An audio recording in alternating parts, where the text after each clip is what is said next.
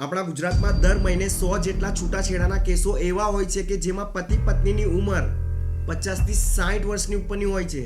સામાન્ય રીતે લગ્નના શરૂઆતના વર્ષોમાં છૂટાછેડા લેવાનું પ્રમાણ સૌથી વધારે જોવા મળે છે, પણ ગુજરાતમાં એક એવો નવો ટ્રેન્ડ જોવા મળે છે કે જેમાં લોકો 50 વર્ષની ઉંમરે પણ છૂટાછેડા લઈ રહ્યા છે.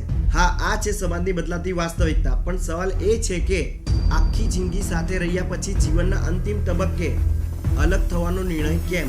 તો પહેલું, હવે સહન કરવાની હદ પૂરી થઈ ગઈ. પહેલાના જમાના કરતાં હવે સોશિયલ મીડિયાના જમાનામાં લોકોની સહનશક્તિ ઘટી ગઈ છે. બીજું કારણ એમ્પ્ટીનેસ સિન્ડ્રોમ. બાળકો ગયા વિદેશ એટલે ઘર ખાલી, અને ખાલી ઘરમાં રહી જાય છે ફક્ત પતિ અને પત્ની. બાળકોના વિદેશ ગયા બાદ તેમને અહેસાસ થાય છે કે અમારી વચ્ચે બાળકો સિવાય કોઈ પણ કોમન કનેક્શન હતું જ નહીં, અને બાળકોના વિદેશ ગયા બાદ ઘર બની જાય છે એકાંત એટલે કે ખાલીપો, અને આ જ ખાલીપો બની જાય છે ઝઘડાનું મોટું કારણ. ત્રીજું, નિવૃત્તિ. જ્યાં સુધી પતિ નોકરીના કામમાં વ્યસ્ત હોય ત્યાં સુધી વાંધો નથી આવતો, પણ જ્યારે નિવૃત્તિ પછી 24 કલાક ઘરે રહેવાનો વારો આવે છે ત્યારે નાના નાના મતભેદો અને મોટા મોટા ઝઘડાઓ શરૂ થઈ જાય છે.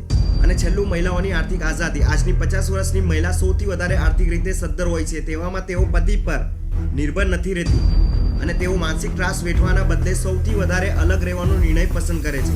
આવામાં હૈદરાબાદના 62 વર્ષના સાયરા કહે છે કે मैंने सोचा नहीं था कि इस उम्र में घर छोड़ने का क्या मतलब है, लेकिन असली सवाल ये था कि साथ में रहने का क्या मतलब है. તમારું શું માનવું છે કે વૃદ્ધાવસ્થામાં આ બધા કારણોને લીધે છૂટાછેડા લેવા યોગ્ય છે?